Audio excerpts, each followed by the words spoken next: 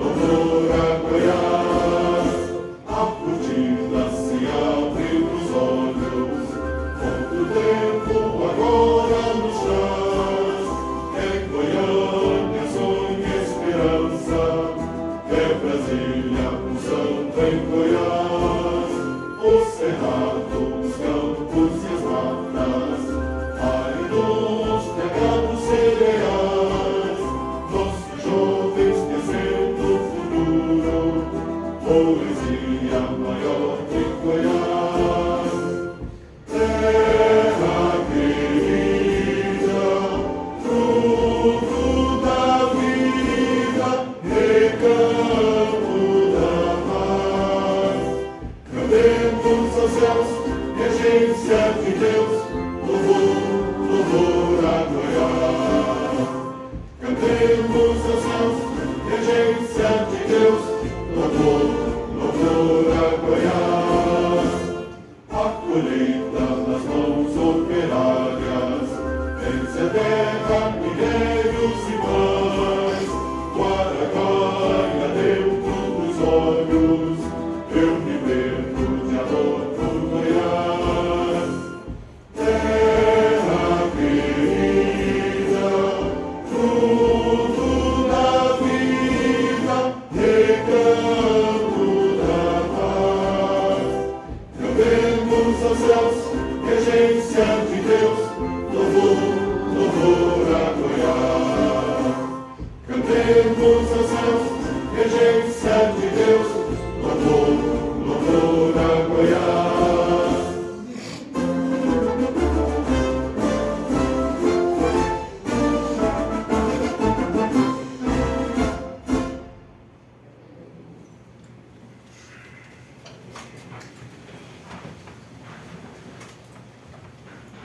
Dando continuidade à nossa pauta, né?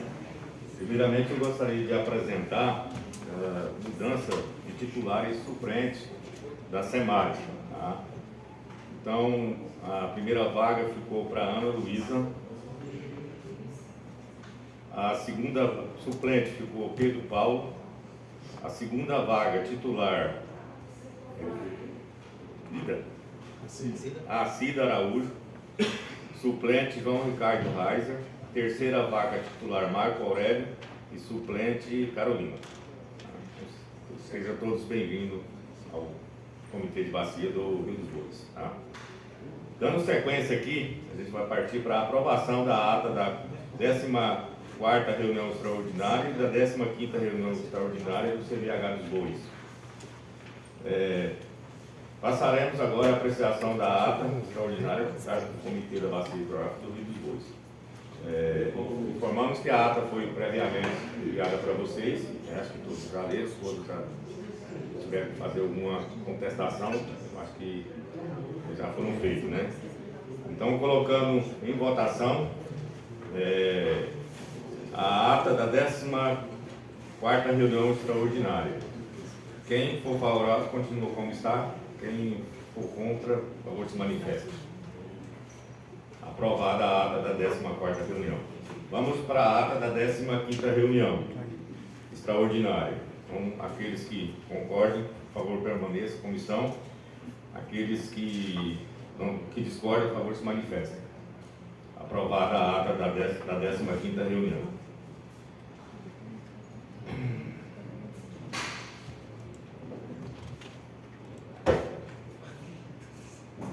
Vamos agora à aprovação da agenda de reuniões de 2026 do CVH dos Bois.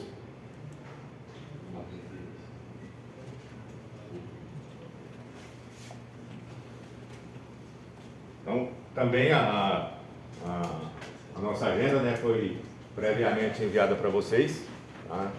Junto com a convocação. Então, ficou definido aí que a nossa 12ª reunião extraordinária prevista para 4/3/2026, a 16ª reunião extraordinária para 10/6/2026, no segundo semestre, a 17ª reunião extraordinária para 2/9/2026 e a 33ª reunião extraordinária para 5/11/2026. Podemos haver alterações nessas datas, dependendo de algum obstáculo que a gente possa encontrar nessas datas, e também posteriormente poderemos ter outras reuniões extraordinárias. Tá? Então, a gente coloca em votação a nossa agenda. Aqueles que concordam, permaneçam como estão. Aqueles que foram contrários, por favor, se manifeste. Então, aprovada a nossa agenda de reunião para 2026. O item 4 trata da eleição e renovação da diretoria do Comitê da Bacia Hidrográfica do Rio dos Bois, referente à gestão 2025, para conduzir a renovação dessa diretoria. Eu convido os Felipe, secretário executivo, para conduzir a eleição referente à gestão 2025-2027. Quero dar bom dia a todos e renovar aí o agradecimento da presença de todos aqui na nossa reunião. Pessoal, no dia 17 de outubro, nós enviamos um comunicado explicando como iria proceder a eleição do biênio de 2025 até 2027. E no dia 28, nós recebemos, a proposta de chapa com o Reginaldo como presidente, certo? Eu vou apresentar os nomes e vou convidar a essa chapa que já foi apresentada previamente, para a Secretaria Executiva, e vou pedir para que eles venham à frente aqui para que todos possam vê-los. Reginaldo Passos, representante do setor de usuários, iria comigo como presidente. Vice-presidente, Marcos Aurélio Gomes Antunes, do Poder Público Estadual, representado pela SEMAD. Primeira secretária executiva, Yara Vanessa Português Fonseca, do setor de usuários, na Saneago. E o segundo secretário executivo, Nélio Castro Lima, da Sociedade Civil, representando o Senado. Se houver alguma outra chapa formada com os 4 representantes que quiser também participar da nossa eleição da diretoria, que se manifeste. Então agora passo a palavra aqui para o presidente, para os demais representantes da diretoria, para que eles possam dar uma breve apresentação das propostas para o biênio. Então, bom dia a todos novamente, Em nome da diretoria do CBH dos Bois, agradecemos a todos vocês pela confiança de estarmos juntos para mais esse biênio, e com certeza a gente vai estar afinco no que tange a gestão de recursos hídricos, Ainda mais que para essa biênio nós vamos ter bastante trabalhos, com a cobrança também a gente já vai trabalhar as aplicações do recurso, já está pré-agendado, pré-definido, de acordo com as SEMAD. A gente também tem a revisão agora dos planos, do Paranaíba, e que a gente também é integrado ao Paranaíba, não só nós, mas os demais comitês. Então a gente tem um objetivo aqui de ter uma gestão séria, como sempre foi, e contar com o apoio de todos vocês, para que a gente possa administrar bem esses recursos que vêm da cobrança, e também fazer a gestão da bacia de forma planejada, e com harmonia junto a toda a sociedade. Então, primeiramente, agradeço a todos pela voto de confiança e vamos seguir em frente, trabalhar arduamente aí para que a gente faça um bom trabalho nessa nova gestão.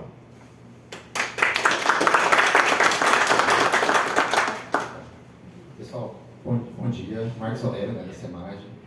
Primeiramente, gostaria de agradecer ao Reginaldo, a Yara, ao Nélio, essa possibilidade da SEMAD estar aqui hoje integrando a diretoria do Comitê do Bois. Já está aqui, eu estou praticamente há 15 anos na gestão de recursos do Estado de Goiás, há 8 anos mais ou menos, diretamente relacionado com os comitês de bacia. Eu vejo no Comitê do Bois, para mim pessoalmente, eu sou natural de Rio Verde, vim aqui até os meus 18 anos antes de mudar para Goiânia. Então, para mim, ver essa cidade crescer, ver se desenvolver essa bacia como um todo, nasci nessa bacia. Então, para mim é uma satisfação pessoal também estar aqui na diretoria. E eu acho que, enquanto SEMAD, a minha contribuição aqui, não necessariamente só tecnicamente, mas politicamente, para ajudar o comitê a se desenvolver nesses novos desafios, como o Reginaldo colocou, que a gente tem agora para frente, e grandes desafios que eu acho que o comitê tem. Lembrando que o nosso comitê ele é pioneiro, no Brasil, eu diria, na questão da alocação de água. O Bois tem uma representatividade nacional com experiência de comitê muito bacana. O que a gente fez aqui na Bacia do Algobre até então só tinha sido feito em comissões locais de alocação, não tinha sido feito numa plenária de comitê. Então eu também sou um pouco orgulhoso desse trabalho que esse comitê realizou. E acho que hoje a gente tem grandes desafios, a gente elencou na nossa proposta de texto, pelo menos 3 grandes desafios, que é continuar mantendo essa questão do enfrentamento da escassez hídrica na bacia, aqui na Bacia do Bois, principalmente aí no Abóbora, no Laje, no Verdinho. Então acho que esse é um trabalho que o comitê tem que se dedicar, tem que se debruçar, e a diretoria está aqui para apoiar. A outra grande questão é o plano do Paranaíba, a bacia, né, interfederal, interestadual, está passando por um processo de revisão desse plano, com novas ações, com uma metodologia diferenciada. Então a gente espera que com esse plano de bacia a gente consiga se apropriar, principalmente das ações, e talvez propor aí uma revisão do nosso plano de ação, né? O plano nosso foi aprovado lá em 2021, então a gente acha, pode ser que venham aí, né, ações interessantes que a gente possa aproveitar e colocar no nosso plano. Então acho que essa é uma grande necessidade, e o enquadramento também, né, que está vindo uma nova proposta de enquadramento, para a gente ver se é possível a gente absorver alguma informação e também propor alguma alteração aqui no nosso. E o maior deles, eu entendo, a cobrança, né? A Ana vai fazer uma apresentação daqui a pouco sobre a questão das alterações de decreto, como está a cobrança implementar, mas a gente está com a expectativa de já emitir os boletos agora esse ano, e ano que vem já tem um desafio grande de aplicar recursos da cobrança, né? Tá, que o nosso plano de aplicação foi aprovado, então eu acho que vai ser muito importante a participação dos membros desse comitê, na sugestão de projetos, no acompanhamento da aplicação desse recurso, na cobrança. Então eu acho que vai ser, os desafios são grandes para a nossa diretoria. Eu espero contar com todos vocês e que vocês também contem com a gente aqui.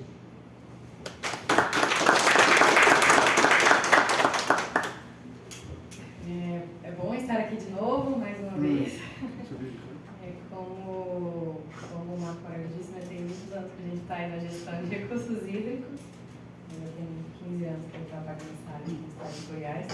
E eu tenho um carinho muito grande também pelo CBH2, né, que é um comitê que desde o início sempre foi assim, com presença, né, reforçada aqui e atuante, né, que conseguiu resolver conflitos. Alguns ainda continuam, né?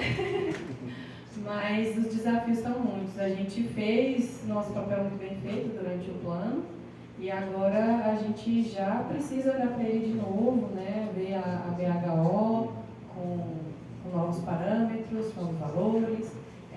Os conflitos continuam, inovações tecnológicas chegaram para a gente melhorar nosso monitoramento, né? E o Brasil, de uma maneira geral, né, tem lutado para avançar, principalmente no setor que eu represento, né, que é o saneamento, mais especificamente de água e esgotamento sanitário, para a gente universalizar. Então são desafios grandes, né? E eu costumo dizer que quando eu falo de universalização, eu falo de dignidade, porque talvez todos aqui, né, tenham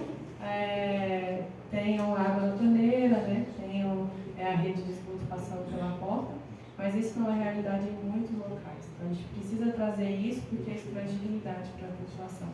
E olhar para isso, né, não é olhar só no contexto fora, né, é olhar dentro, né, aqui dentro dos desafios do comitê. Porque para que as estações de esgotamento de água funcionem, para ter redes, a gente precisa ter água no rio. Para ter, né, ETs operando, a gente precisa ter água ali para diluir também. Então, são desafios que a gente tem, né, junto aí com os gestores, junto com os outros usuários, para que possamos juntos fazer isso acontecer. Tem uma área de saneamento também, que ela é mais nos municípios, que é a parte de drenagem, que foi um desafio muito grande quando a gente fez o estudo do plano, porque tinha cidades que não tinham estações de tratamento, então você não tinha ali uma poluição pontual, decorrente da estação, mas você via ali uma alteração da classe muito grande por causa da drenagem do município, que não era realizada de maneira adequada, né? Então a gente precisa também trazer esses entes para que estejam aqui na discussão, para que a gente possa, né, fazer o meio ambiente e a gestão de recursos hídricos mais equilibrado. E, pensando em tudo isso, os desafios da cobrança, né? Porque o dinheiro está entrando, precisa ser gasto, porque senão o papel educativo que ele tem não funciona, né? Porque tanto as multas quanto o pagamento é para ir para o órgão mais sensível do corpo, né? É do bolso, e dali traz a educação, né? E se não tem aplicação também, acaba sendo uma disfunção. Então a gente precisa, todo um trabalho, toda uma discussão, e na hora de aplicar ele também tem que vir de forma correta para a gente ver realmente isso trazendo resultados, trazendo uma bacia, né, mais preservada, com mais qualidade. Agradeço a confiança de todos, muito obrigada.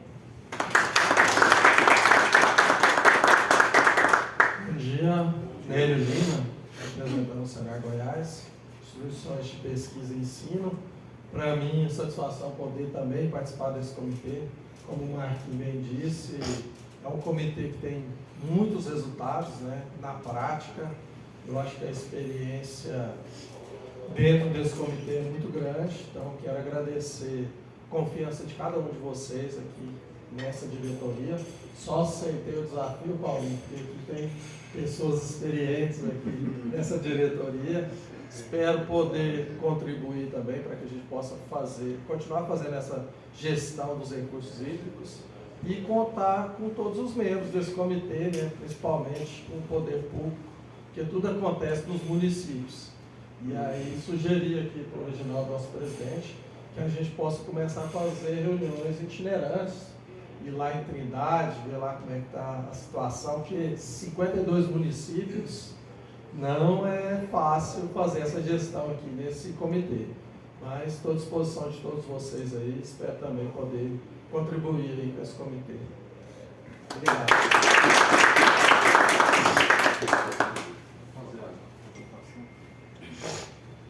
Então, pessoal, se alguém tiver algum voto contrário ou então uma abstenção em relação à nova diretoria aqui apresentada, por favor que se manifeste. Não havendo nenhuma manifestação, eu peço para que todos aclamem a nova diretoria de pé e com uma salva de palmas.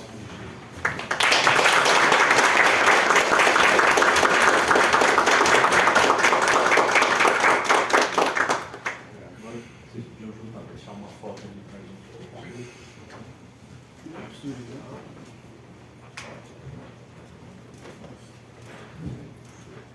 Obrigada. Peraí.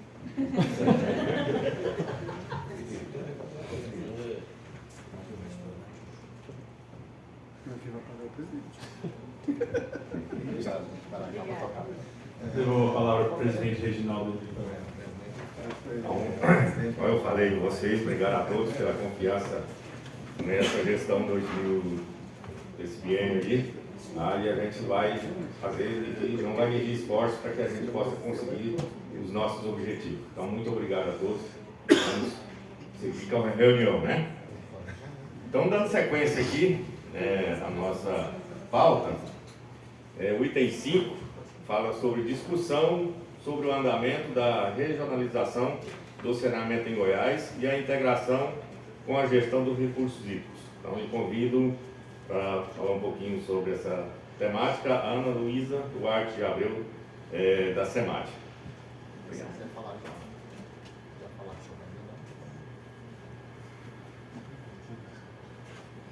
Nossa, tipo, no reta.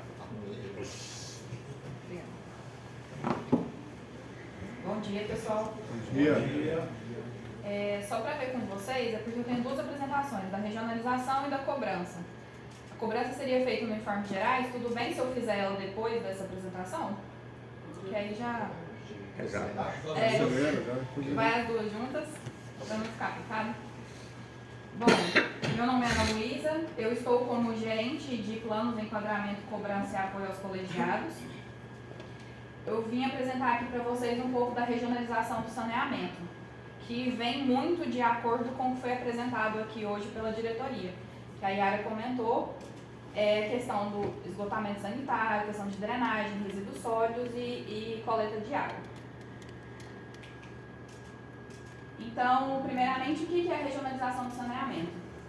Ela vem da Lei Federal 14.026 de 2020 e ela é conhecida como o novo marco legal do saneamento básico.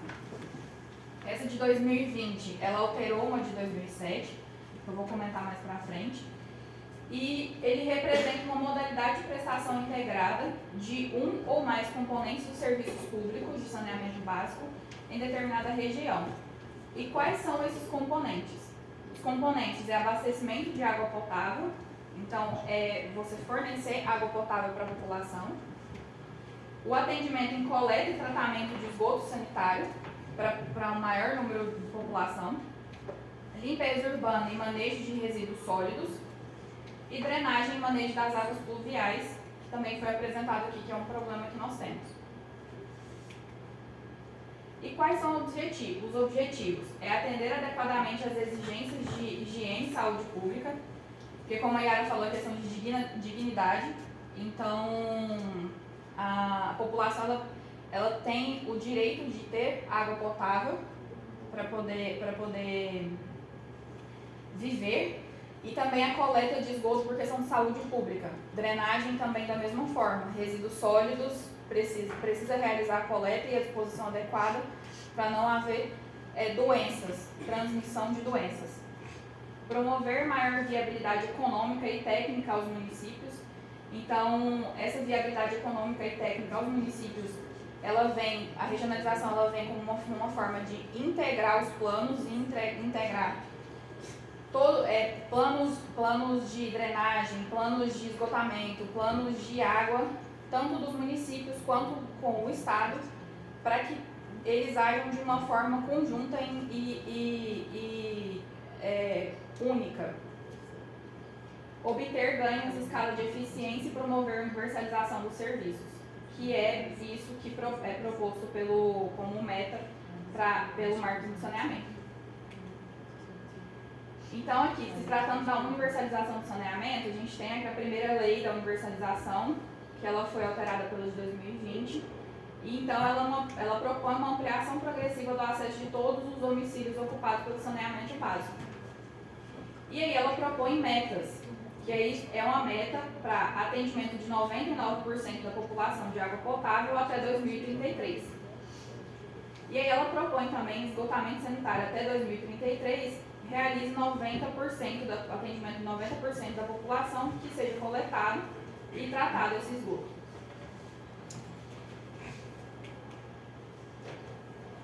Dentro da 11.445 de 2007, que ela foi revisada pela de 2020, no artigo 9, ele fala sobre a prestação de serviços públicos de saneamento.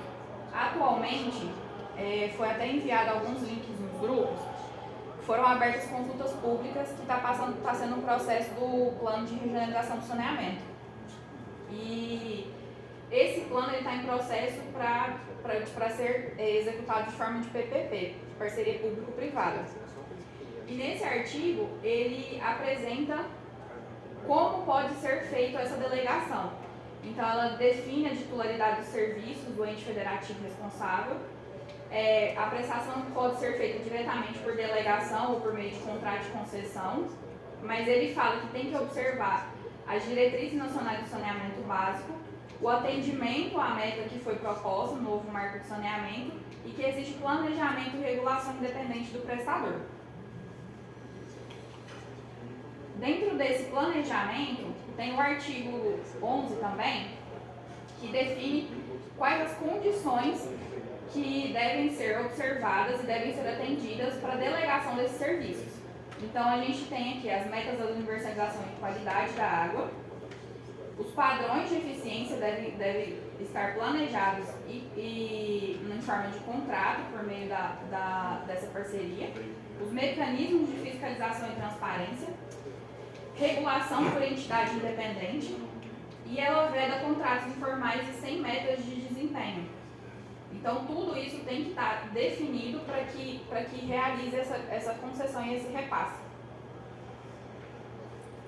E lembrando aqui que a titularidade municipal regional ela não é afastada, ela tem que ser trazida para dentro desse processo. E aqui a gente traz a questão do artigo 17, que é justamente o planejamento dos serviços de saneamento básico. Então, ele determina o conteúdo mínimo que o plano deve conter, que é o diagnóstico, objetivos, metas de curto, médio e longo prazo, os mecanismos de avaliação e revisões periódicas. E aqui ele coloca que ele deve integrar-se as políticas de recursos hídricos e desenvolvimento urbano. E ele ainda reforça que na lei anterior, a ausência do plano, que a ausência de planejamento inviabiliza o acesso aos recursos federais. Então, se você não tem planejamento, você não consegue, por meio de um orçamento, prever a aplicação de recursos ou adquirir outros recursos além do que a gente já tem disponível.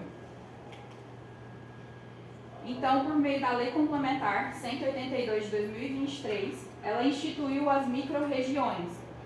Eles tratam, são 3 micro-regiões, é a leste, a centro e a oeste.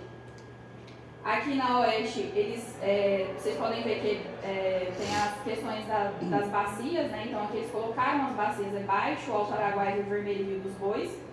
Então a micro-região oeste é onde está inserida Rio dos Bois. Ela é composta por 88 municípios, a centro por 88 e a leste por 70 municípios. E o que essas micro-regiões, qual que é a natureza dessas micro-regiões e qual que é o papel delas?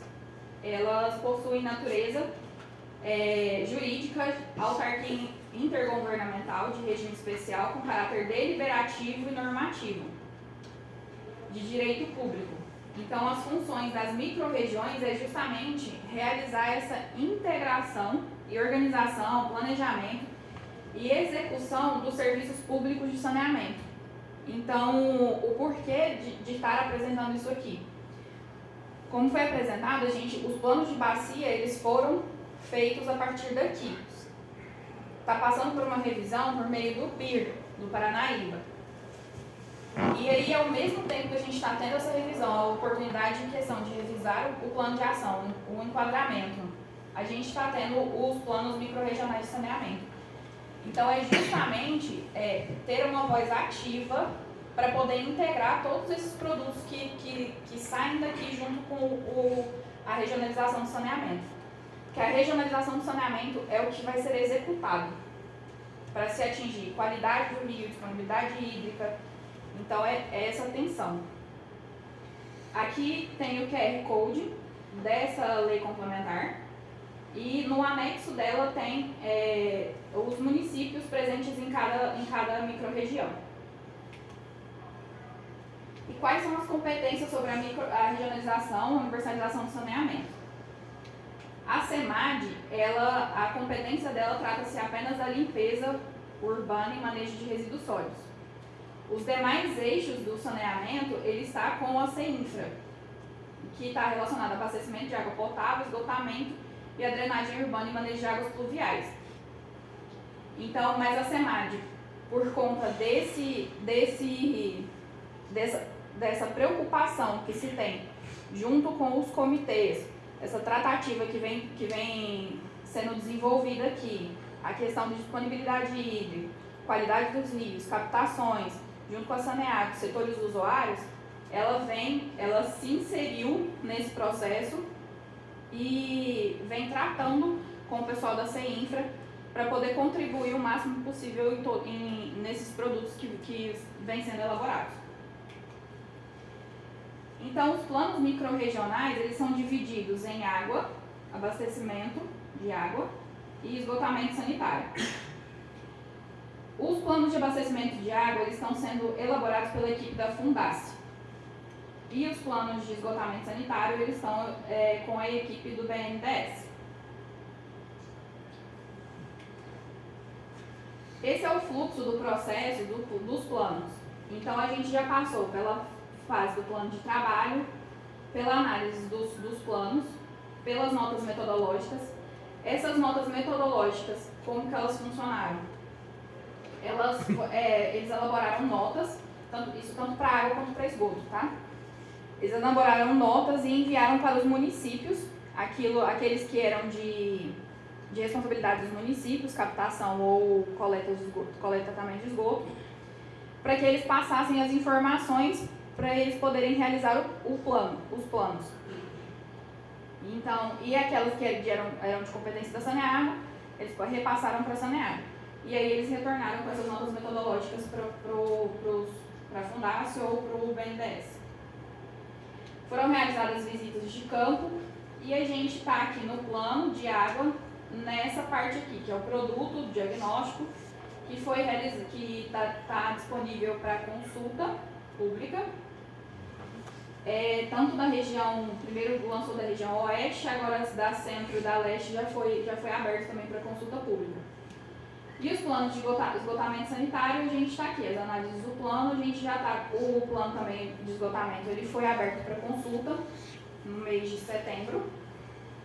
A gente enviou nos grupos também para que vocês pudessem fazer as contribuições na consulta. A SEMAD, ela realizou contribuições, enviou na consulta pública, enviou também por meio de documentos junto à CEINFRA. Então, e aqui é onde vocês podem encontrar essa questão das consultas públicas. Aqui é novamente a lei e aqui as consultas públicas que é disponível no site da CEINFRA, o QR Code. Então aqui vocês conseguem ver todos os resultados. Esgotamento sanitário, ele fechou a consulta pública, mas ainda não foi liberado o produto consolidado, com as considerações que foram realizadas. E o de água está aberto para consulta, que a gente enviou no grupo também, o link para caso queiram fazer alguma contribuição. Lá eles especificam, gente, a nível de município. Então é um documento de 2.000 páginas que eles têm, eles especificam município a município por tópicos do que ele tem de captação, no caso de água, e de esgoto também da mesma forma, o que tem de esgoto, questão de estações de tratamento, rede, eles fizeram visita, levantamento de tipo de material, e já tem também um plano, e já tem a questão de orçamento para possíveis obras e projetos futuros. É isso. Alguma pergunta? Tem uma pergunta. Como que tratou esse plano aí, nessa lei, as questões das áreas ocupadas irregularmente? É citado aí, como que está no plano? Porque a gente sabe que tem algumas cidades que tem bairros que já, não sei dizer, tem uma estrutura, tem muitas casas só que é irregular, em área de ocupação irregular. E aí ele não tem nem abastecimento e nem coleta. Ou se tem é irregular. Então, ele foi tratado aqui como obras de infraestrutura a serem realizadas. Então, a população está ali, não tem como desapropriar. Então, como o objetivo da universalização do saneamento é atender os 99% e os 90% para esgotamento, foi previsto questão de obras de coleta de rede de esgoto, distribuição de água e ampliação ou novas estações de tratamento de água e de esgoto. Mas foram essa mapeadas. previsão Sim. nessas áreas. Sim. Assim, eu vou dizer para você que não da forma assim, que eu acho que deveria ter, numa profundidade. Mas isso foi apresentado, e aí o que foi dito foi que está em fase de planejamento, e quando for nos próximos produtos vai vir de uma forma mais aprofundada. É uma coisa que tem que se pensar. Sim. Uma pergunta. Sabemos que a questão da zona rural, a questão de tratamento de influentes da zona rural também tem alguma coisa nesse sentido? Não? Estou tentando lembrar do produto. Para a zona rural, eu não estou me lembrando de previsão de zona rural. Eu lembro de coleta de esgoto para cidades e municípios mesmo. Agora, zonas rurais eu não tô me lembrando agora. Vou ficar te devendo essa informação. Ok. Acho que isso também tinha que ter contemplado, né? Uma questão também de saúde pública. Sim, até por conta de... porque assim, esgotamento rural, ele também afeta diretamente a qualidade do rio. Isso, justamente. Então, sim. Mas isso foi até uma lacuna que a gente verificou no plano, porque eles, um exemplo para vocês, que a gente fala, eles não consideraram o enquadramento que foi aprovado. Então, quando eles fizeram a análise da eficiência de tratamento das ETs propostas, eles não estão considerando o enquadramento ainda, mas isso foi um ponto que foi levantado na consulta pública e aí eles já estão cientes. Ok. Tá? Mais alguém? Obrigada, pessoal. Vou passar para a próxima apresentação, então.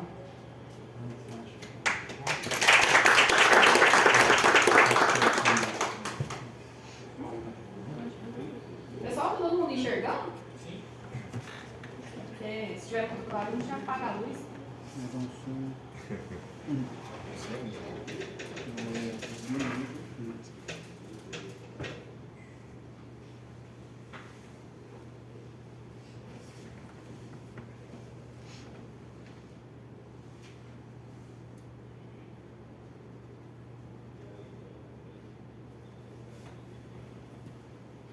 Pessoal, então vou apresentar aqui um pouco, atualizar sobre o andamento da cobrança pelo uso de recursos hídricos. Primeiramente, vou fazer uma linha do tempo retomando aqui alguns pontos importantes, alguns marcos sobre a cobrança. Então, lá em 2021, nós tivemos a ação do Ministério Público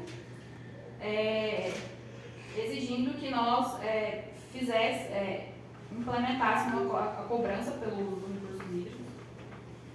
Em 7 de 2022, a liminar foi concedida obrigando o Estado a editar o decreto no prazo de 60 dias. Em 4 de 2023, a audiência de conciliação, onde o Estado se comprometeu a editar esse decreto. No mês 6 de 2023, houve a publicação do decreto 10.280, que regulamentou a cobrança pelo uso do recurso hídrico. E aí, em 10 de 2023, houve a sentença de mérito que homologou o reconhecimento da procedência desse pedido e declarou essa ação extinta. E aí, em 2 de 2025, nós aprovamos aqui dentro do comitê o PAP para aplicar são os planos de aplicação plurianual para aplicar o recurso da cobrança nos anos de 2025 a 2027. Só que aí, a gente aprovou o decreto em 2023, só que por conta da falta do fundo, de se ter o fundo, o mecanismo operacional e financeiro para poder receber o valor e aplicar o recurso da cobrança por meio dos projetos, não foi possível a gente iniciar a arrecadação. Então, na lei de 2019, que é a lei do licenciamento, ele cria os fundos privados de compensação ambiental e de recursos hídricos. A lei de 2021, ela cria o fundo privado de conversão de multas. E em 2024, a gente tem o decreto 10.591, de dezembro de 2024, que regulamentou os fundos privados e instituiu os comitês gestores, sendo o CEMAM, para compensação ambiental e conversão de multas, e o CERRI para os fundos de recursos hídricos. Então, a partir daqui, a gente já regulamentou o fundo. E aí, o que aconteceu? A gente tinha que ter as empresas para o lançamento de edital, para ter a empresa que seria o mecanismo operacional e financeiro. O chamamento ele foi realizado, o edital, ele foi lançado em 23 de 3 de 2025, o resultado final saiu em 7 de 7 de 2025. Nós tivemos 3 empresas que concorreram nesse chamamento público. As 3 empresas eram relacionadas a recursos hídricos, que foi a ABA, a GEVAP e a Peixe Vivo. E a homologação ela veio em 10 de 7 de 2025, que veio a GEVAP como vencedora do chamamento público. E aí a parceria, a celebração da parceria ela foi realizada dia 11/9, no dia do Cerrado, por meio de um acordo de cooperação técnica entre a CEMAD e a GEVAP. Desde então, a GEVAP a gente já vem realizando e aplicando esforços para a gente poder realizar a cobrança. Então, é consolidação de base, é revisão de algumas portarias, a gente teve também a questão do novo sistema do Veredas. Então, desde então, a GEVAP também vem trabalhando justamente para a gente emitir os boletos ainda esse ano. E aí, na reunião extraordinária do CERRI, houve uma alteração do decreto 10.280 de 2023, foi apresentada na reunião do CERRI em 14/10, e aí veio na publicação do dia 28/10 o novo decreto, que altera o decreto 10.280, que é o 10.804 de 2025.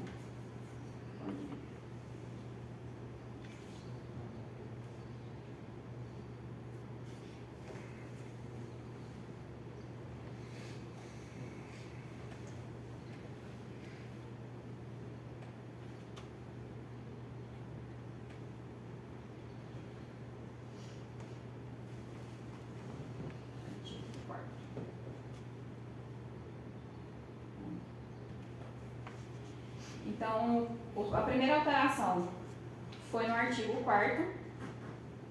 ele teve alteração nesse inciso e no parágrafo único. Esse inciso ele foi retirado por conta que ele entrava em divergência com o inciso terceiro, que ele falava que a competência era do Conselho, no inciso terceiro fala do Conselho de Recursos Hídricos e pelo órgão gestor de recursos hídricos, e o quarto já coloca, fica estabelecido apenas o órgão gestor. Então, a gente só retirou ele porque já era dito aqui no terceiro. E o parágrafo único aqui, a gente retirou ele também, por conta que eu penso que foi um parágrafo para trazer esclarecimento e, na verdade, estava trazendo era o contrário. O pessoal estava gerando muita dúvida. E era um parágrafo que era para trazer definições, por exemplo, captação por derivação superficial, captação por explotação subterrânea, e, na verdade, veio como exemplos do que é cada uma. Então, para deixar mais claro o decreto, esse parágrafo foi retirado. Pode descer. Agora eu acho que é o 20.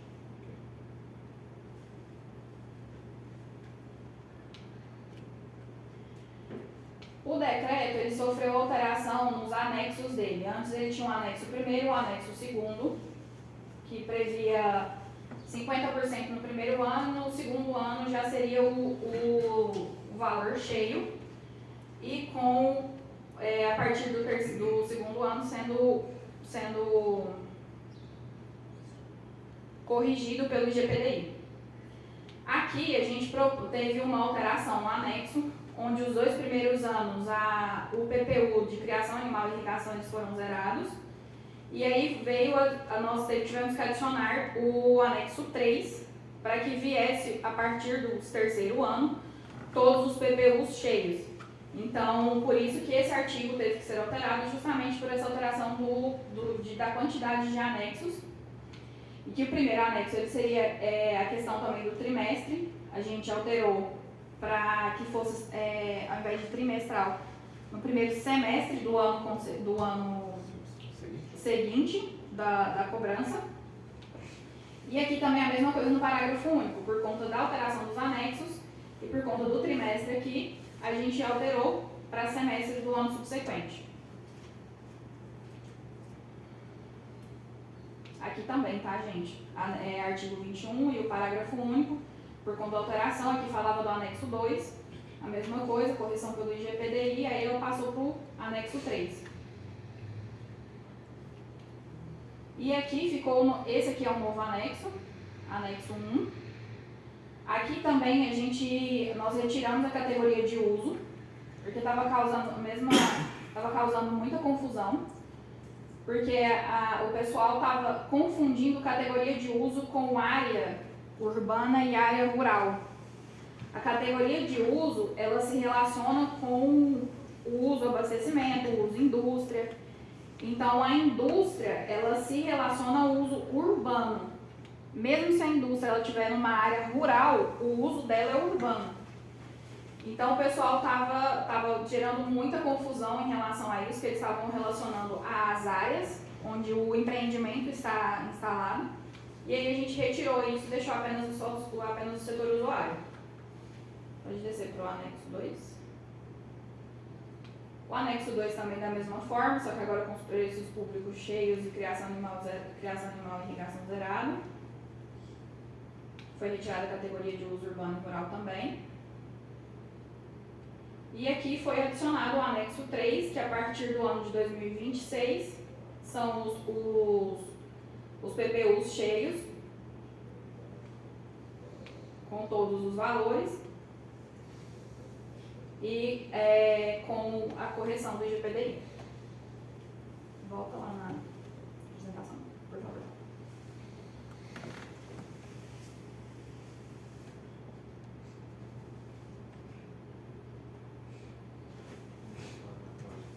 Isso. Então, quais são os próximos passos que a SEMAD vem fazendo, vem realizando? Vai ser publicado o edital de notificação por conta dessa questão da consolidação da base de dados, da outorga, que eu mencionei aqui anteriormente. A gente percebeu que tem muitas outorgas que estão enquadradas em outras finalidades de uso. E, na verdade, elas se enquadram em irrigação, em indústria e outras finalidades de uso. Ela vai pagar um PPU diferente do que se ela for para indústria, ou para consumo humano, ou para saneamento, ou para irrigação.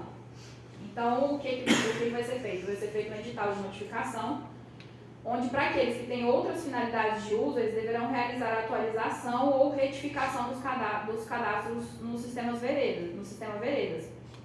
E aí vai ter o prazo de 20 dias a partir da publicação do edital no Diário Oficial para poder estar realizando essa alteração no sistema.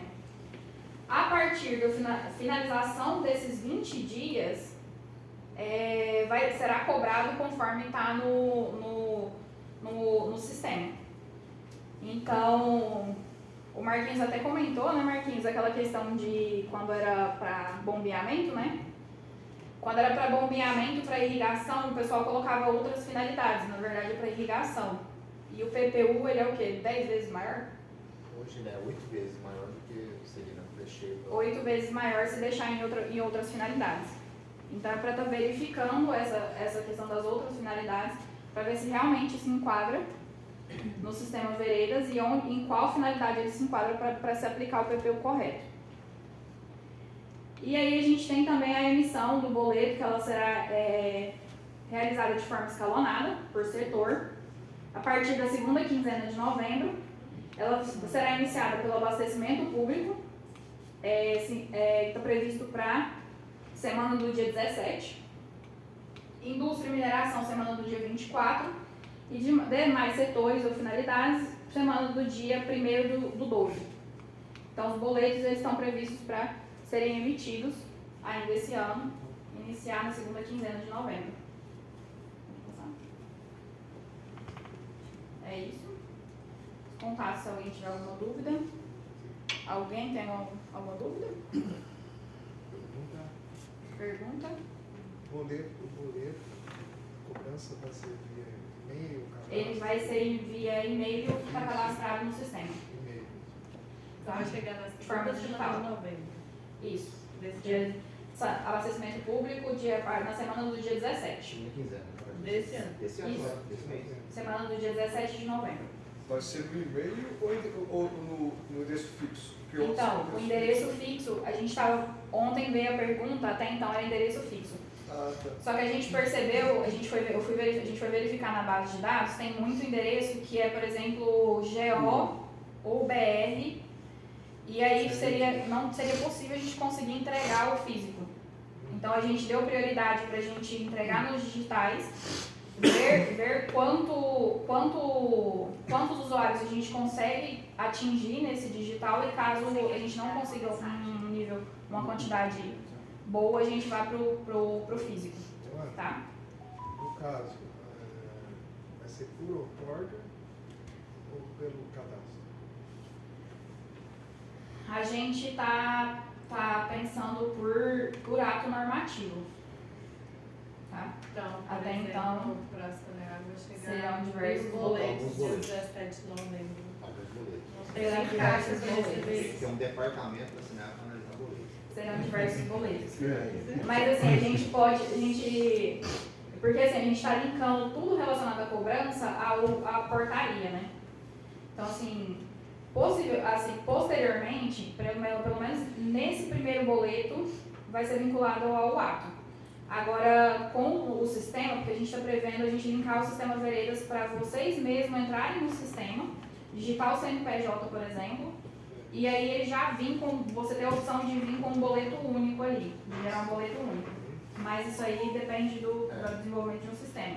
Ah, não tem. Ainda não.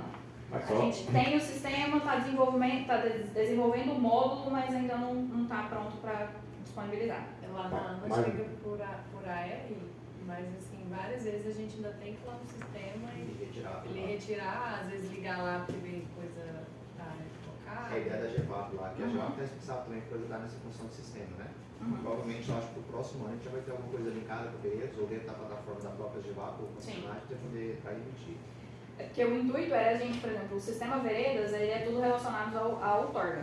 Então, mesmo que a GEVAP vai construir um sistema, mesmo que a GEVAP ela construa esse sistema e você consiga acessar pela GEVAP, o intuito é que você também consiga acessar pelo Veredas. Que fica tudo focado e especificado em um local só. Não é lá pelo REG. Isso. Só lembrando, se vocês acessar o Vereda hoje, lembrando, se vocês acessar o Vereda hoje, você já vai ter uma noção mais ou menos do que vocês vão pagar. Tá? Lá já tem Calculadora da cobrança. calculadora da cobrança. Tá? Então abri lá comigo, na hora que eu vi aquele monte de portaria lá, falei, E tem como você ver os dados complementares também, né? Você abre lá, vê questão de vazão, vê questão que você consegue conferir tudo isso. Até eu falei para a diretoria que vai ter que revisar essas portarias lá. Até a portaria que está vencida veio também, veio tudo. É porque se ela venceu, porque a cobrança ela veio desde 2024, né? Então se ela venceu em 2024, ela ainda vai estar lá para você. É porque nós tivemos um probleminha com relação à renovação dessas outorgas somente posto artesiano, e eu vi lá que algumas que a gente está entrando com um processo novo agora, tá lá. Aí a gente está conseguindo, também não estava conseguindo se migrar, agora já está conseguindo aquelas que venceu, a gente consegue buscar ela também. Entendi. A gente consegue ver, mas a gente só não gera boleto. Só não gera boleto. Só não gera boleto. Luana, há a possibilidade a princípio, nesse início, ser feito um aviso por torpedo, por exemplo? Ou você não sabe isso? Torpedo, e-mail é porque ele está cadastrado e vocês têm a questão de... o pessoal assina lá a questão do sistema, que você aceita receber informações por e-mail, pelo endereço eletrônico. No caso de torpedo, ele já é um pouco mais delicado por conta da lei de proteção de dados individuais, dados pessoais. Porque pra gente conseguir enviar o torpedo automático para vocês, a gente precisa de um aplicativo específico que não é da CEMAD. Então a CEMAD, por conta dessa questão das informações pessoais, ela não permite que a gente utilize aplicativos externos, apenas o que foram construídos da CEMAD, porque elas têm um controle. Então a gente ainda não consegue fazer por meio de torpedo, ainda não. A ideia do torpedo é só para avisar, chegou mensagem para você no e-mail, entende? Isso, a ideia de dar essa sugestão é porque as pessoas estão muito conectadas no celular, né? Sim. E se chega para ela, até porque ela tem muitas informações, se chega para ela o torpedo informando que tem mensagem para ela no e-mail dela, então, ou seja, esse índice, a gente imagina, seja melhor para a questão de recebimento, até mesmo para aviso a pessoa, entende? Só uma questão de sugestão. Tá? Sim. Mas é uma coisa que foi pensada só por conta dessa questão do sistema, de aplicativo, desse suporte que a gente está tendo que... Aí tem que ser por meio de uma contratação, aí é um pouco mais demorado, mas foi pensado já. Mais alguma dúvida? Obrigada, pessoal, então. Qualquer dúvida a gente está à disposição, tá? O e-mail do GEPAR, telefone, tá? Obrigada. Obrigado, Ana. A apresentação. Tá? Dando início aqui à sequência da nossa pauta da reunião, o item 6, né, que é a exposição das experiências dos membros do CVH que participaram do 26º Encontro Nacional de Comitê das Bacias Hidrográficas, o ENCOP 2025. Tá? Então, eu sei que alguns aqui estiveram presentes, eu estive presente lá, não fiquei até o final, fiquei apenas 2 dias e meio, mas para mim foi uma experiência muito boa. As palestras, as oficinas, deu bastante conhecimento para a gente, então eu tive um aprendizado muito bom nessas oficinas, né? E também as experiências que você está correlacionando, né, com os demais membros de outros comitês, buscando as experiências deles, né? Então isso aí também é válido. Então, para mim, foi gratificante participar do ENCOP, tá? Apesar que foi só 2 dias e meio, mas foi bastante válido. Gostaria de ver se alguém mais que esteja presente queira falar. Deixa a Edmar iniciar, porque ela vai ter vai sair em casa.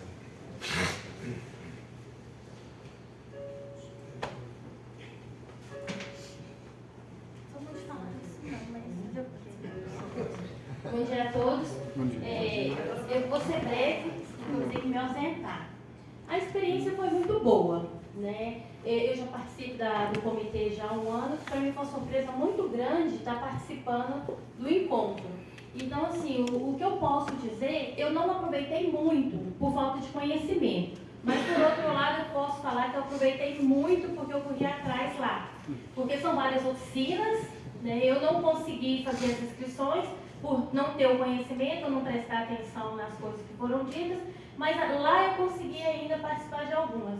E o que eu posso deixar de experiência é que tudo é aprendizado. E lá você consegue conectar com o Brasil inteiro. Então lá você aprende, lá você vê, lá você sente que você não está sozinho. Essa luta que a gente tem aqui, porque hoje a gente vem na reunião de bacia, só aqui em Rio Verde, né? A gente acha que é só o nosso município, conhece pessoas de outro município. Lá você conheceu do estado e vê que a luta ela é igual para todos. Então, dificuldade a gente tem, mas a gente tem que saber aproveitar as oportunidades e, como diz, o network foi maravilhoso. E lá foi uma experiência geral, tanto profissional quanto pessoal. Você conhece pessoas, você faz amizade, você busca conhecimento. E lá deu para a gente ver que nós estamos conectados com o Brasil e está todo mundo na mesma vibe. Todo mundo procurando a melhoria no controle de água, no aprendizado. E ver que a gente pode buscar muita experiência, a gente pode buscar muita informação fora. A gente não pode só ficar na nossa caixinha. A gente tem que chegar e procurar. Então é isso que eu tenho para falar para vocês. E se vocês puderem participar, vocês vão ver que é uma experiência maravilhosa.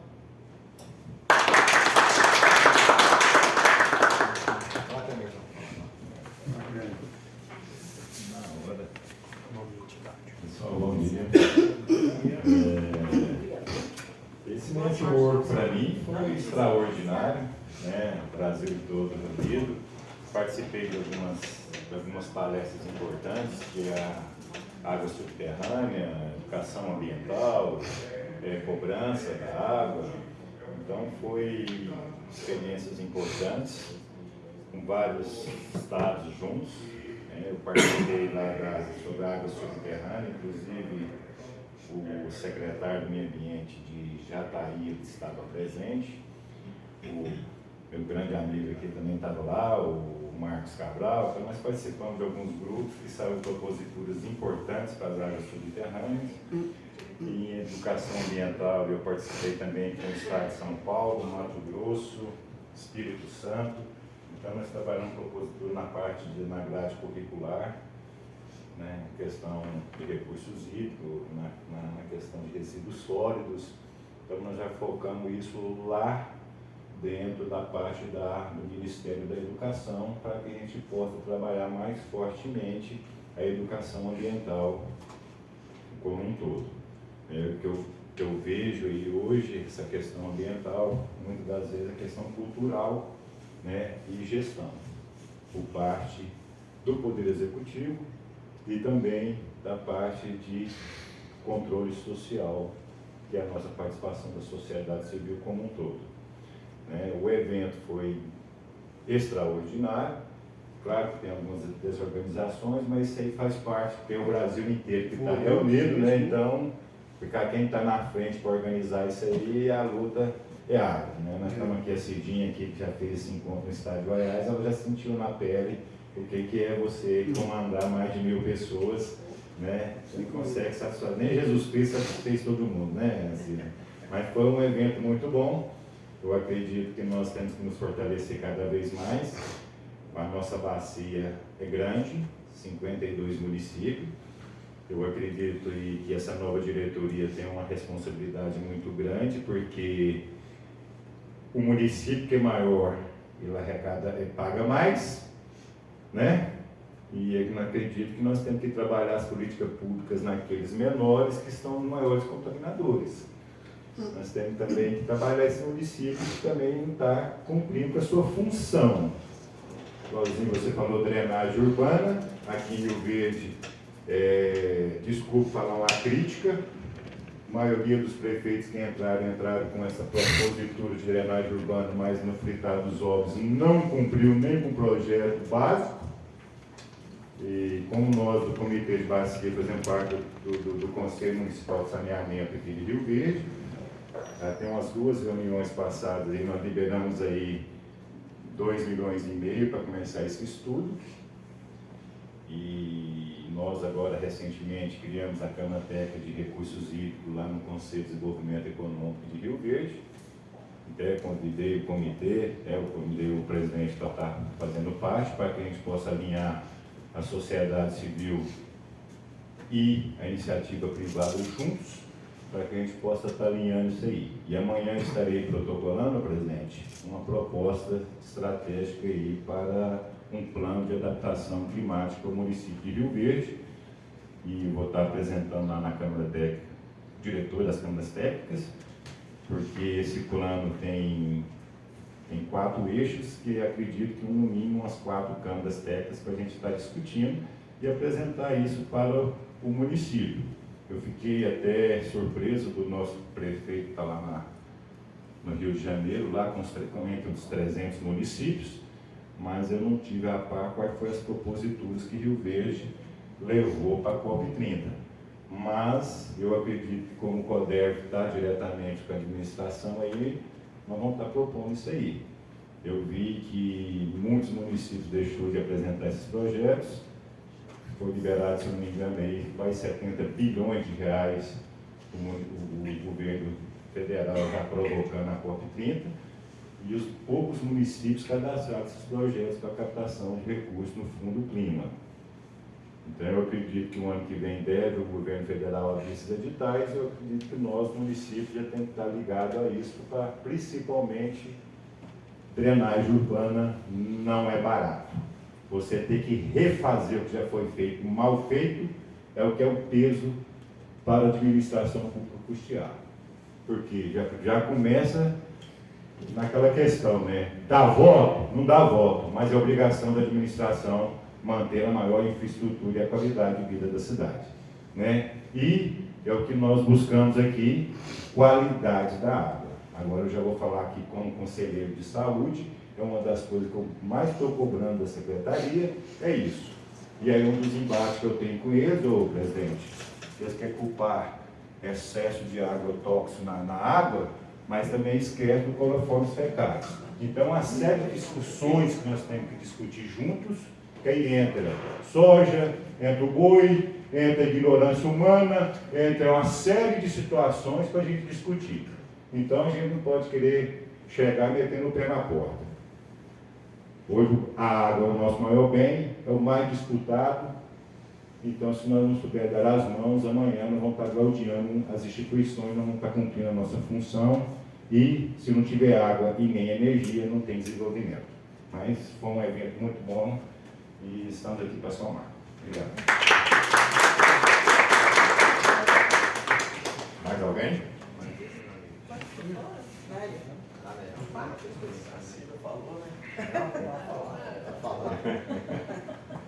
Foi 4 de cada Aqui no bolso foram 3, né? Pessoal, novamente, né? Então, como a Eudimara falou, o aprendizado, esse network, começa já com os colegas dos comitês goianos, né? A gente passa, durante essa viagem, a conhecer a atividade de cada um dos membros, que vai para os comitês, que vai para o ICOB, né? Então, já é uma grande aprendizado, poder conhecer o trabalho de cada um, poder integrar mais. Chegando lá no ICOB, são várias oficinas, vários painéis, e assim, é um momento realmente de conhecer a realidade da gestão hídrica do nosso país. E como eu disse ontem, nesse momento, você poder conhecer outras realidades para poder evitar que essas dificuldades cheguem aqui no nosso comitê, né?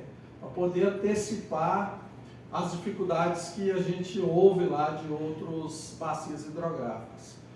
Fiquei, assim, assustado de conhecer a bacia de Angra dos Reis. São poucos cursos de águas lá para eles fazerem a captação de água. E, além disso, a ocupação irregular lá é enorme, o que está atrapalhando que essas águas infiltrem, façam, né, o seu ciclo, né? E aí tiveram lá que o ano passado usar carros-pipas para abastecer as cidades. E o município tem muito trabalho lá, a bacia de Angra dos Reis tem muito trabalho e assim não é a nossa realidade. Então, conhecer essas outras realidades para que a gente possa antecipar ações do nosso comitê, isso é muito importante. Cida deixou claro ontem lá que a menor participação foi aqui do Rio dos Bois, quase não teve interessados, então convidar vocês para os próximos encontros, para os próximos eventos que tiver de Recursos Hídricos, para que vocês possam ir também. A Eudimara falou uma questão aqui que primeira vez que eu fui numa reunião de INCOB, eu fiquei igual ela. Pedi, né, aproveitei pouco, mas não deixei de aproveitar.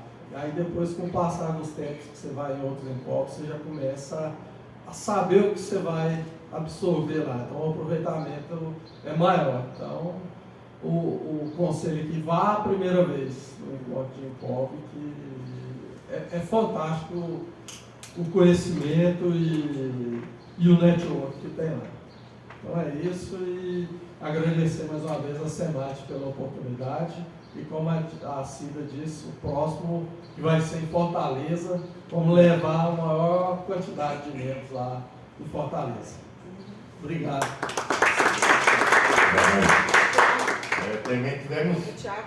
Também tive uma experiência lá bastante inusitada, no hotel que eu estava, era no pé do morro.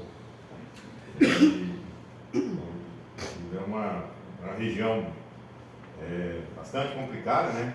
E um dia estava na calçada lá, daí passou a polícia e começaram a vir aquele tiroteio em cima do morro. Eu falei, gente do céu, onde é que eu estou aqui? Aí eu tive que correr para dentro do hotel na hora, mas foi assustador. Foi uma experiência. Você foi correr, Foi uma experiência fantástica, né? Rapaz, na hora que eu cheguei no hotel, eu olhei para aquele monte de morro, aquele monte de casa lá em cima, lá, aquelas coisas, e esse lugar aqui não estava. Aí nada de hotel, não ouvi, rapaz. Eu falei, quando foi um dia eu estou lá de tardezinha lá, né? Pá, feliz, mano. É fogo artificial. Eu vou morrer hoje. Me tacar, eu vou morrer aqui. Mas foi bom. Quem mais, cara? Luciano? Tiago. Foi bom. Experiência foi boa. Invasão do Rio lá em Vitória. Pessoal, bom dia, tudo bem? Eu sou o Tiago, represento aqui no Comitê Setor dos Usuários da Irrigação pela Federação da Agricultura. Eu também já tinha ido em outro INCOB e aí realmente é isso. A gente, é interessante que vocês participem, assim, quem nunca foi, porque é uma troca mesmo de informações. A gente começa até se analisar, né, aqui no estado, ver o que a gente acha que nós estamos, às vezes, avançados em alguns pontos, nós estamos atrasados, aí vem outros estados que são bem mais reconhecidos na questão de gestão de recursos hídricos e que a gente não perde em nada, não está atrás em nada. Eu reforço aqui a questão da organização. Estava tendo muitos eventos paralelos, assim, várias mesas concomitantemente, então acho que isso prejudica um pouco a participação, acho que tem que focar mais. A minha visão foi que tentaram levar um evento voltado mais para as mudanças climáticas, adaptação, novas tecnologias, e assim, mas era um evento sempre muito enriquecedor, até para, como foi dito aqui pelo Nélio, para a gente conhecer as pessoas dos outros comitês. Eu um pouco fico mais conhecido porque eu participo de todos, então eu até conheço, mas eu sei que a gente às vezes não conhece o membro lá do comitê do Via Ponte, né? Então isso é interessante também. E aí eu deixo aqui também um recado, igual o Nélio comentou, da participação, como é em Fortaleza, interessante. Eu sou suspeito, porque eu nasci lá, então eu gosto de lá. Espero que eu consiga ir também, porque eu aproveito ver a família. Mas quero aqui, Reginaldo, aproveitar e parabenizar essa diretoria. E frisar, até o que eu comentei em outro comitê, às vezes a gente vê chapa única e pensa assim, um negócio...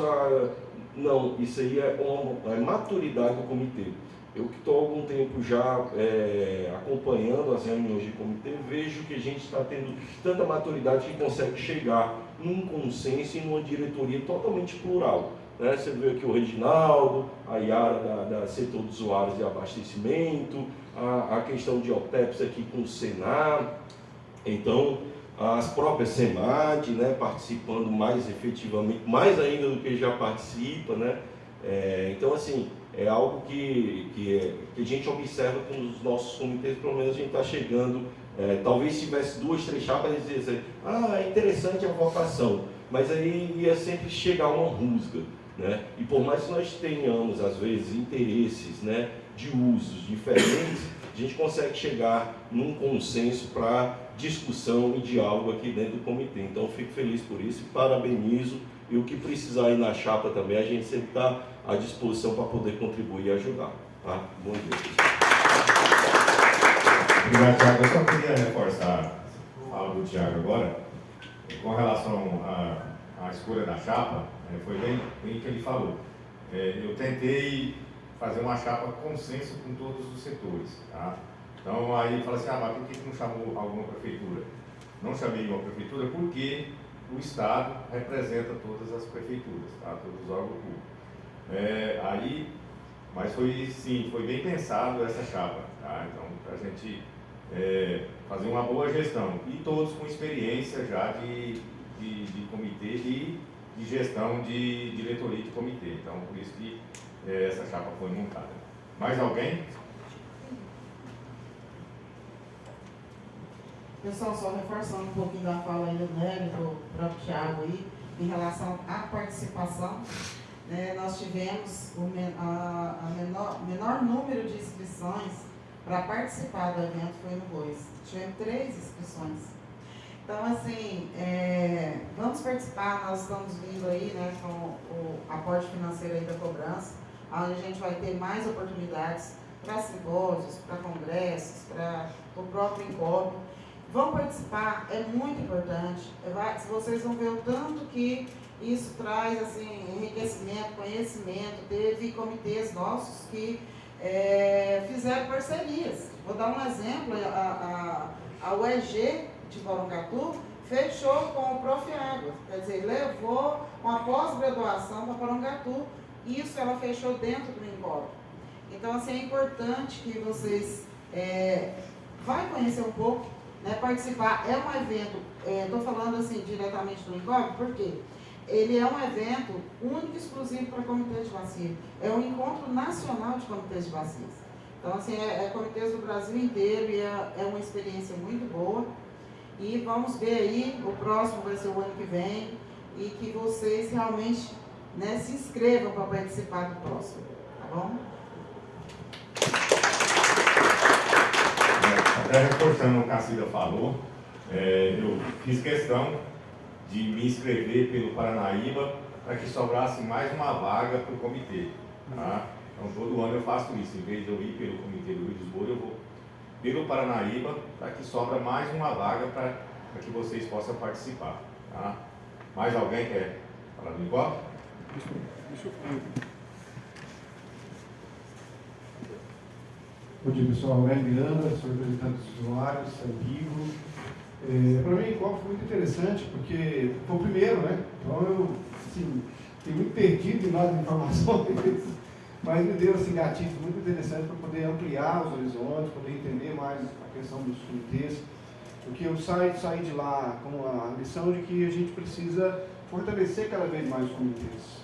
Muitas vezes as pessoas participam dos comitês, às vezes pela correria, pelo desafio do dia a dia, a gente não entende o tamanho que é e a importância que é a plenária, de estarmos aqui discutindo, falando, esse network que a gente cria uns com os outros, né? E não só aqui nessa realidade, mas quando você amplia e vai para uma visão mais macro, mais dimensional, a gente consegue entender que é muito maior do que a gente imagina. Então, realmente, eu saí de lá com muito aprendizado, eu anotei tudo que eu pude ver, participei de oficinas, fiz vários amigos, vários contatos ali de pessoas, inclusive da própria cidade mesmo. O que vale para nós realmente é a gente poder crescer, poder desenvolver, poder contar a fazer com que o comitê possa ampliar cada vez mais. E essa pluralidade essa visão de democracia possa se ampliar e a gente possa juntos poder debater assuntos que, embora nós tenhamos as nossas diferenças, mas eu costumo sempre dizer o seguinte, que o mais importante não é o que nos separa, o mais importante é o que nos une. E o que nos une é exatamente o fato de fazermos com que a água tenha para todos, né, de acordo com o que a lei diz, e não falta para ninguém. Porque se a gente, por exemplo, começar a pesar para um lado, para o setor de saneamento, como é que a gente vai beber água? Mas se pesa para a irrigação, como que a gente vai comer? Né? Como que a gente vai ampliar toda essa estrutura? Então, assim, eu sou muito grato, eu participei também pelo Paranaíba, viu, presidente? Foi muito interessante, eu gostei muito. Claro que a gente tem os nossos desafios também, corroboro com as palavras aqui do Tiago, que falou sobre o foco foi muito na questão do meio ambiente, né? Nós trabalhando muito recursos hídricos, mas é o que é aprendizado, e também não é fácil, também lido com formação de pessoas, também lido com eventos, e eu sei que se você cuida de pessoas, a gente sabe que nem o próprio Senhor Jesus deu conta de agradar todo mundo, né? Não vai dar conta de agradar todos nós. Então eu sou muito crítico em algumas coisas, mas a gente também tem que ser muito ponderado em relação às colocações, toda a organização tem parabéns.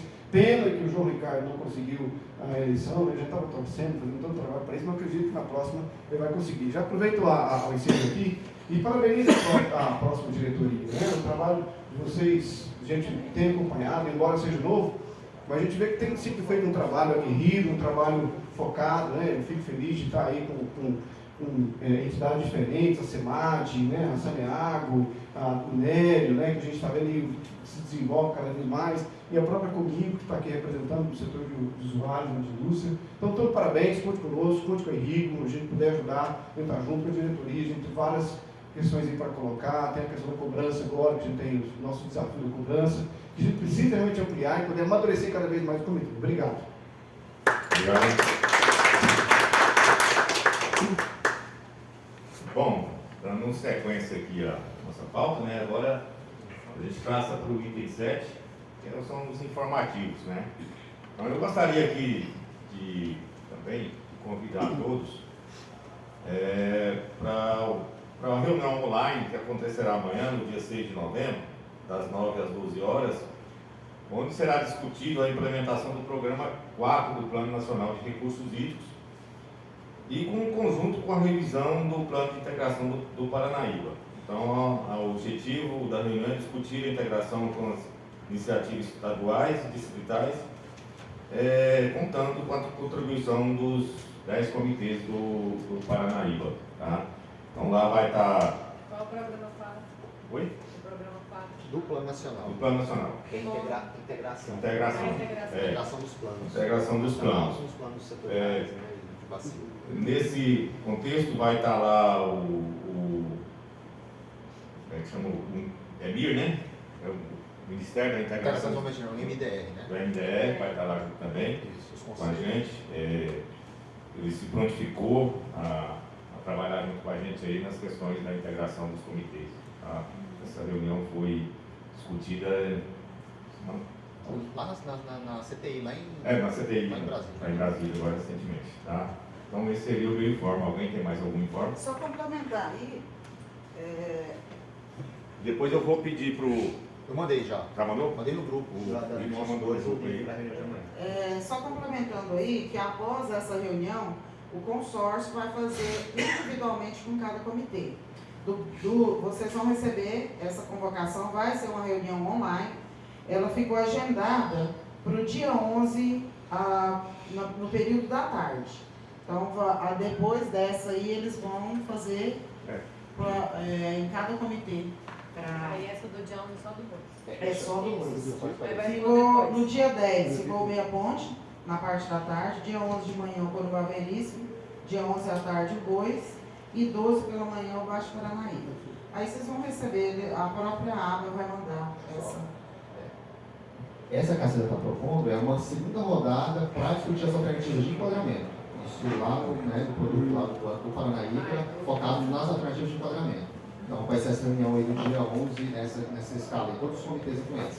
Essa de amanhã foi uma proposta do Ministério da Integração, capitaneada lá pelo MDR, está responsável pelo Plano Nacional, e aproveitando que o Paranaíba já está elaborando o seu plano, eles articularam essa reunião na bacia como um todo, e aí principalmente para os grupos de trabalho, que estão acompanhando o Plano Paranaíba, das diretorias dos comitês do Conselho Nacional e os conselhos estaduais, para que a gente possa tentar, eles vão bolar uma estratégia para tentar aproveitar esse momento do Paranaíba e a gente poder ver a integração com as ações já do Plano Nacional do Paranaíba e com os nossos próprios planos de bacia. Por isso que é importante o reunião de amanhã para a gente poder verificar como está sendo proposto o nacional, que articulação, ou que a gente consegue também ali com o nosso plano.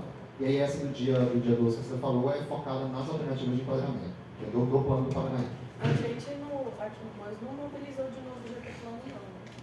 Nosso GT Plano não, a gente tem um GT só do plano do Paranaíba criado, o GT PIRV. A gente criou um exclusivo só que teve uma nova deliberação, inclusive. Do Bois tem um também, um grupo de trabalho só para acompanhar o do plano do Paranaíba.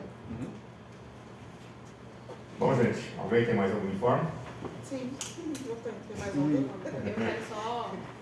Vai lá, depois eu... Não, é rapidinho. É só, eu abri o produto ali agora, em relação à sua pergunta.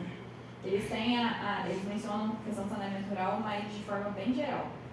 De forma assim, não é tanto quanto o município que eles especificam tecnologia, que eles especificam tipo de material, eles falam assim, saneamento rural deve considerar isso, mas não de forma específica.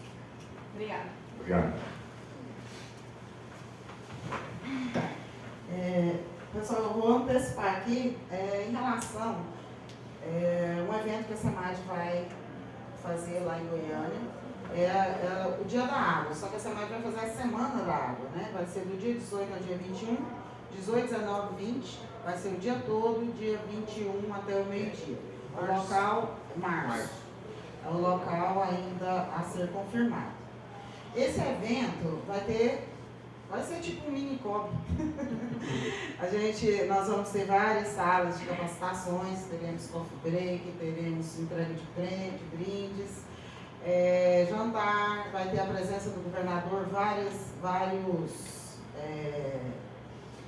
autoridades estaduais, municipais. Então, assim, eu quero já deixar aqui, né, que vocês coloquem suas agendas e que nos ajude a divulgar. Assim que sair o convite, e repasse, né, principalmente aí o pessoal dos municípios e das entidades aí, divulgar para os seus pares e vamos estar contando com a presença de todos. A gente vai fazer um reforço mais para frente e vamos contar com vocês. Os membros de comitês têm que estar todos lá. Tá bom? Obrigada. Bom, pessoal, então assim, acho que considero encerrada a nossa reunião. Tá? Gostaria de convidar vocês para almoçar aqui no Complexo Industrial e no nosso refeitório, mas infelizmente por questão de regras técnicas não é possível. Por quê? A hora dessa é horário de pico, tá? Então o refeitório está lotado. Então quando a gente faz algum evento, alguma coisa, e a gente convida os visitantes para almoçar, esse almoço é realizado após as 12h30. Então para a gente ficar aqui o tempo todo, tá? Então infelizmente não. Tá? E agora eu convido a todos para que a gente tire uma foto geral de todo mundo, tá? E muito obrigado a vocês e que a gente tenha um bom retorno para casa, principalmente aqueles que moram